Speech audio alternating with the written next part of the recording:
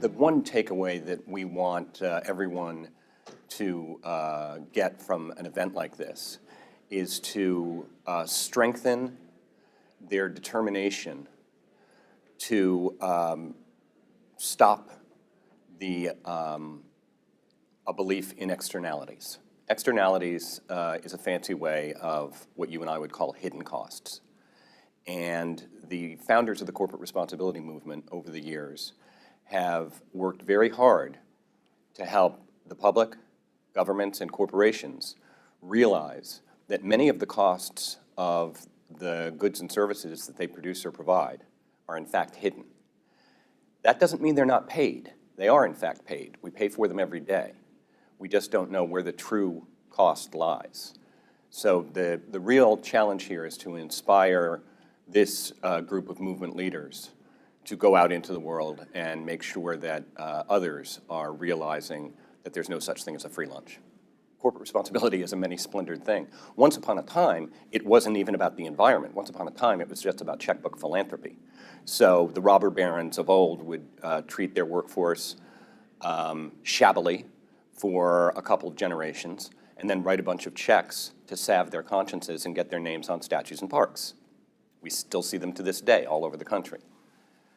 What has happened gradually, and by the way, that happened because we gave ourselves permission to separate, to think cognitively about business and the rest of society being separate spheres, right? You've heard the expression, it's not personal, it's just business. Yeah, that was the Godfather that said that, all right? That should give you some idea of how sick that notion is. So the idea that has been growing over recent years is to remerge commercial and social spheres, remerge the consciousness about them, and exactly so, go beyond philanthropy, go beyond environmental questions to realize that the triple bottom line that John Elkington famously coined was about people, planet, and profit. So it's to think about different kinds of bottom lines, a social bottom line, if you will, an environmental bottom line, if you will, not just a financial bottom line. This has enormous possibilities. It's not just an obligation, it's not just a burden. It has enormous possibilities to release new energies and powers within these organizations, particularly with your workforce, where you even go beyond engagement to actual mission-driven purpose.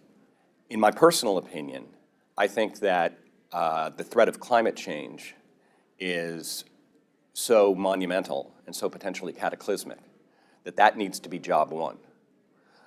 But really what has to happen is a more fundamental shift in mentality, this merger of spheres I was talking about, where people stop compartmentalizing and start to realize that their entire organization, the psychology of it, the financials of it, the environmentalism of it, are all connected, nothing separate.